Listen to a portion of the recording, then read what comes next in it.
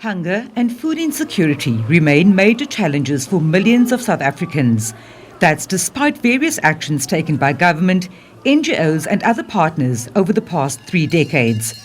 Ramaphosa has highlighted the zero rating on the basic food basket, the health promotion levy on sweetened beverages, and the role of the Competition Commission in enforcing accountability in the food market as some of the measures currently in place.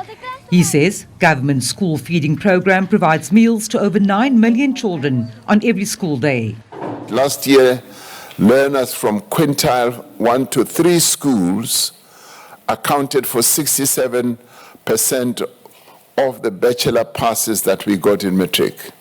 Now these learners who now have the opportunity to go on to achieve their dreams will have had 12 full years of nutrition support at school through this program.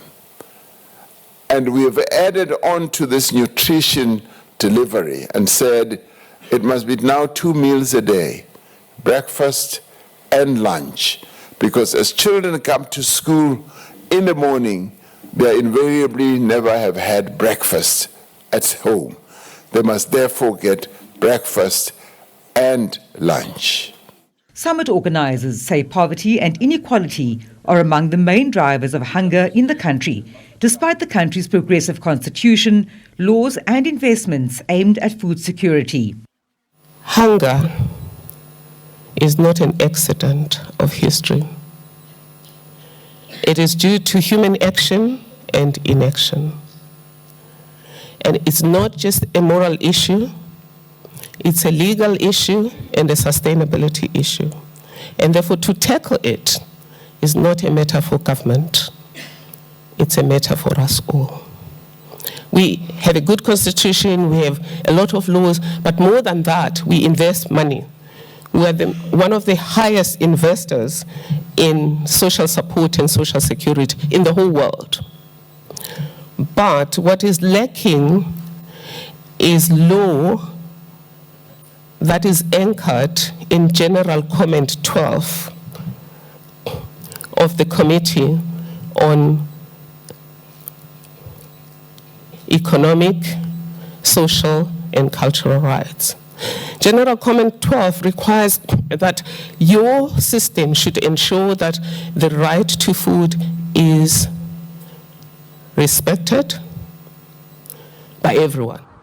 Delegates have heard that role players cannot continue to work in silos, but that combating hunger and promoting social justice requires a whole-of-society approach.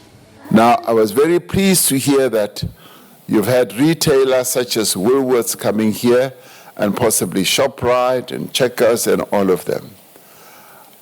These companies are very good distributors of our food, good retailers, and almost second to none when you look at the architecture of food distribution on our continent. However, they're making billions and billions of profits of money. And if we are talking about food prices, we want to call on them to look at the prices that they charge for food at the till. And we also want to call on them to look at the high margins that they charge. Ramaphosa has also lambasted what he calls the weaponizing of food during conflicts. Food and nutrition is now being used against other populations. Now Israel has been accused by UN experts and humanitarian organizations of weaponizing food in Gaza by restricting access to essential supplies, but much worse, by destroying agricultural infrastructure and contributing to famine-like conditions. Stellenbosch University's Centre for Social Justice says its Musa plan supports the country's National Development Plan and the United Nations Sustainable Development Goals, aimed at advancing social justice and ending poverty. Vanessa Puna, SABC News, Cape Town.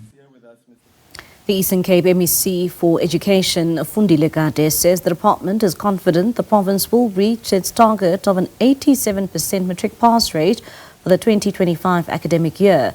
This despite several setbacks, including scholar transport disruptions and ongoing sexual abuse cases involving educators.